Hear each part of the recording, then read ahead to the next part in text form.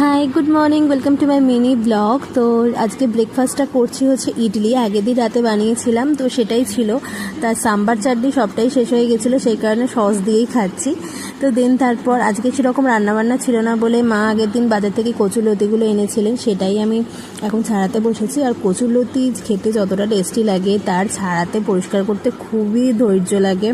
আমার মোটামুটি এগুলো ছাড়িয়ে পরিষ্কার করে উঠতে 1 ঘন্টার ওপর টাইম লেগে গেছে। মানে কি বলবো, ঘাড় পিঠ ব্যথা করছিল। তো তারপর বিকেলের দিকে একটু রেডি হচ্ছি। আজকে আমাদের বিয়ের 4 মাস কমপ্লিট করে 5 মাসে পড়েছি, তো সেই জন্য মনে হলো দুজনে একটু কোথাও ঘুরে আসি। তো সেই মতন রেডি হয়েছি, রেডি হয়ে দেন তারপর আর কি বেরোলাম। টুকটাক একটু আশপাশে ঘুরবো আর কিছু একটু খেয়ে আসবো, এরকমই প্ল্যান।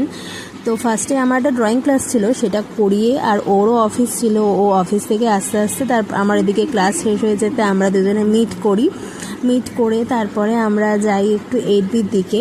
8B বাস স্ট্যান্ডের কাছে ওখানে একটা মোমোর দোকান আছে, একটা ওই মোমোর কাকুর আর কি একটা নতুন আর একটা দোকান খুলেছে কেপিসির পাশেই।